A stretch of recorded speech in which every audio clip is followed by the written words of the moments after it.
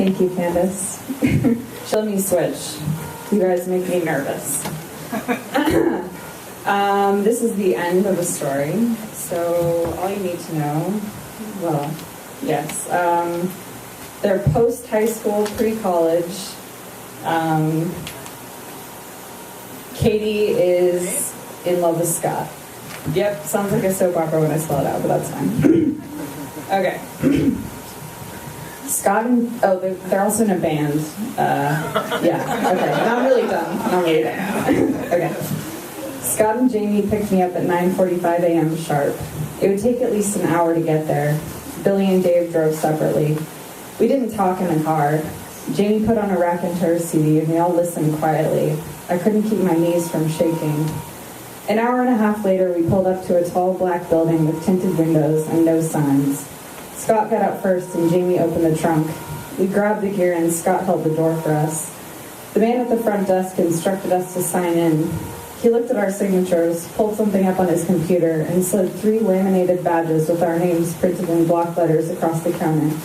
Jamie squeezed my hand. Shall we? Scott said, motioning toward the long hallway. The studio was twice the size of our garage. There was a mixing board and a glass divider, microphones, amps, surrounded by cream-colored walls and black acoustic panels. Scott introduced himself to Glenn, the studio manager. We got right to setting up our equipment. Billy and Dave arrived shortly, grinning from ear to ear and swinging their badges around like lassos.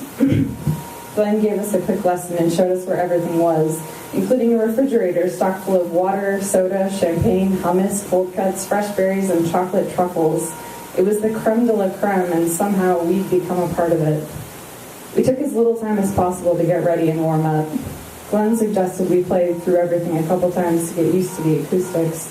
I wasn't sure that was possible. Scott's intros, Billy's riffs, Dave's solos, and my backup were completely new through the high-definition speakers. We sounded like a real band. Before we were there, when I imagined what our recording session would be like, I pictured slow, agonizing redos and spats among the group.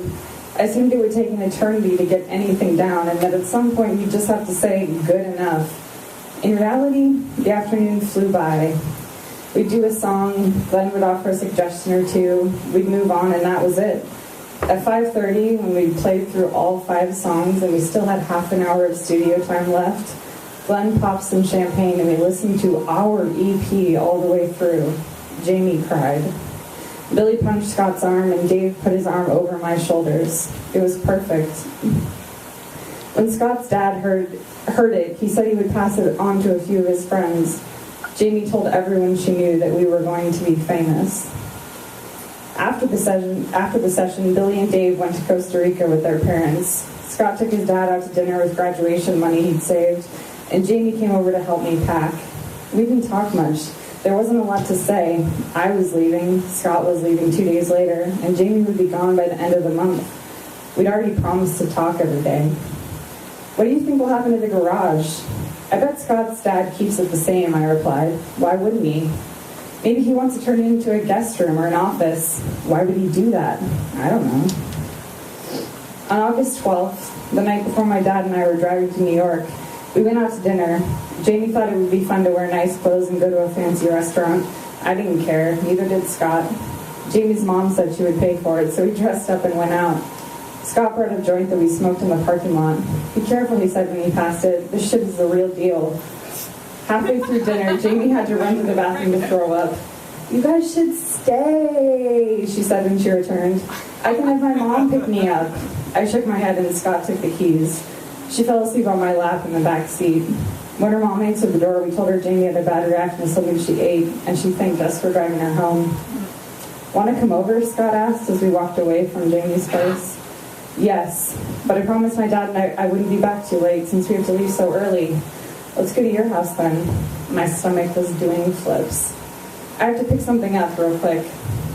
When we got to my house, my parents were watching TV in the living room. Scott and I tiptoed in quietly through the kitchen. The thing he had to pick up was a fifth of Johnny Walker Black, a present from Billy and Dave. We'd been drinking it out of the bottle for 6 blocks. I opened the bedroom door slowly. Scott hadn't been in my room for years. Have a seat wherever you'd like, I said. Scott laughed. He sat at my desk. I sat on the floor, and we passed the bottle in silence. I'm in love with you, he said a few minutes later. I froze. I couldn't move, couldn't look at him. It was too much. Katie, he said after a minute. I turned slowly. His eyes were wide, and he kept pulling at the buttons on his shirt. I always have been. He stood up and moved slowly across the room. I could feel him getting closer, but I could hardly see him anymore. Everything had blurred together. The scotch, the pot, the sticky heat, the music, the end. He picked me up when he was close enough, as if he'd done it before, and kissed me so hard I could feel his jaw move. When he pulled away, I burst into tears. There was nothing left to do. He picked me up again, and we lay on the bed, twisted together until the sun came up. When Jamie came over the next morning, Scott said he'd only beaten her by a few minutes, and I couldn't look either one of them in the eye. The goodbyes were quick because we knew they weren't forever. It was only a couple months until Thanksgiving. Jamie gave me half a silver locket in the shape of a crescent moon, and she wrapped the other half around her wrist. I said thank you, even though I didn't deserve it. As my dad backed the car out of the driveway, Jamie leaned her head against Scott's chest, and we stared at each other until we couldn't anymore.